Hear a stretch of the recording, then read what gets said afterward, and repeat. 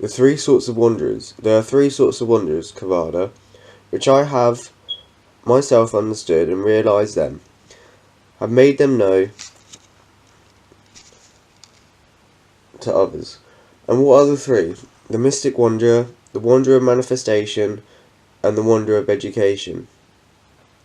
1. And what Kavada is the mystic wanderer?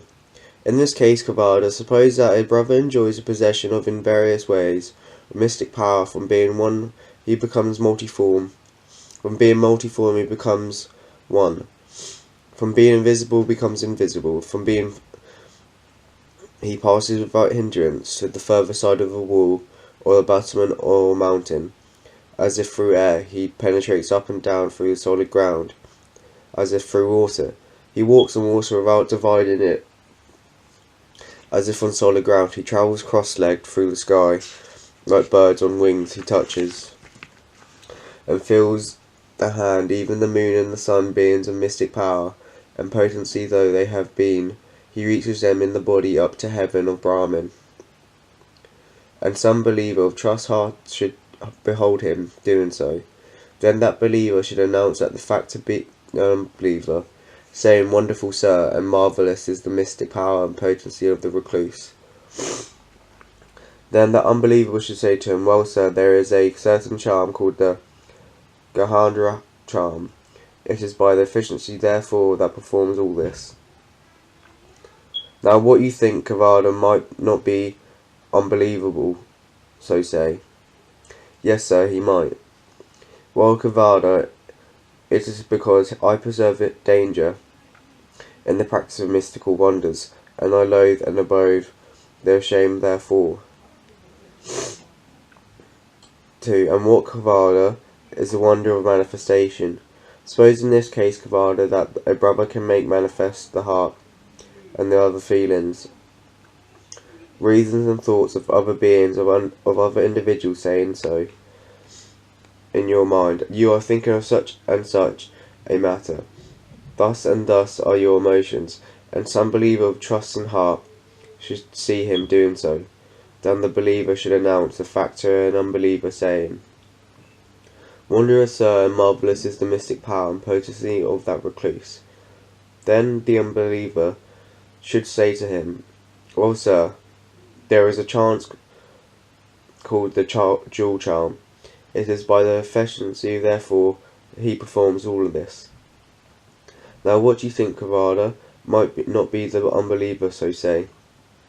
Yes, sir, he might. Well, Kavada, it is because I persevere danger in the practice of wonder, of manifestation, that I loathe and adore and ashamed therefore. 3. And what, Kavada, is the wonder of education? Suppose, Kavada, that a brother teaches thus, reason in the way, not to reason in the way. Consider thus, and not thus. Get rid of the suspicion, train yourself, and remain in that this. Kavada is what is called the wonder of education. And further, Kavada, suppose that a Tanglaha is born into the world, one who is won the truth and Arath, and finally awakened one, bound in wisdom and goodness. Happy, knows all worlds, unsurpassed as a guide to mortals, willing to lead, a teacher for gods and men, blessed one, a Buddha. He by himself thoroughly knows, as sees as it were face to face this universe, including the worlds above of the gods, the Brahmins and the Maras, and the world below with its recluses and Brahmins, its princes and its people. Having known it, he makes his knowledge known to others. The truth, lovely in its origin, lovely in its progress, lovely in its condensation, those he proclaim, both in spirit and in letter. The higher light doth he make known in all of its fullness and all its impurity. A householder or one of his child, or a man of inferior birth, in many class listens to that truth. On hearing it, he faiths in Tangaha, the one who found the truth, and when he is possessed from that faith, he considers thus within himself, full of hindrances in household life, a powerful dust of the passion, free as the air is. Life of him who has renounced all worldly things. How difficult is it for men who understand at home to live the higher life in all its fullness, in all of its purity, in all of its bright perfection. Let me cut off my hair and beard, let me clothe myself in orange-coloured robes, and let me go forth from the household into life. Homeless state. Then before long, forsaking his portion of wealth, be it great or small, forsaking his circle of relevancies, be may or be they few, he cuts off his hair and beard, he clothes himself in the orange-coloured robes, and he goes forth from the household life into homeless state. When he has thus become a recluse, he lives self-restrained by that restraint that he should be binding on a recluse, uprightness in his delight, and he sees danger in the least of those things he should avoid. He adopts, trains himself the perceptions, he compels himself with good deeds in the act and the world, and pure are his means of livelihood. Good is the misconduct, guaranteed the door of his senses. Mindful and self-possessed, he is, although happy together. And how Kavada is his conduct good? In this way, Kavada, that the bhikkhus, putting away the killing, holds aloof from the destruction of life, the cudgel and the sword of he has laid aside, and ashamed of roughness, and full of mercy, he dwells compassionate and kind all creatures that have life. Kavada, this is called the wanderer of education. With his heart thus sense made pure, translucent, cultured, divided. With his heart thus sent made pure, translucent, cultured, devoid of evil, sample ready to act firm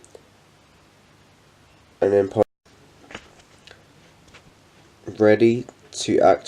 impenetrable, he detects and blends down his own mind to knowledge of destruction, of the deadly flood. Knowledge of destruction, deadly floods. He knows as it's really the pain. He knows as it is really this is the origin of pain. He knows as it really is. This is the cessation of pain. He knows as it is ready. This is the path that leads to cessation of pain. He knows as they really are. These are the deadly floods. He knows as it really is. These is the origins. This is the origin of the deadly flood. He knows as it really is. This is a cessation of deadly floods. He knows as it really is. This is the path that leads to the cessation of deadly floods. To him, thus knowing, thus seeing.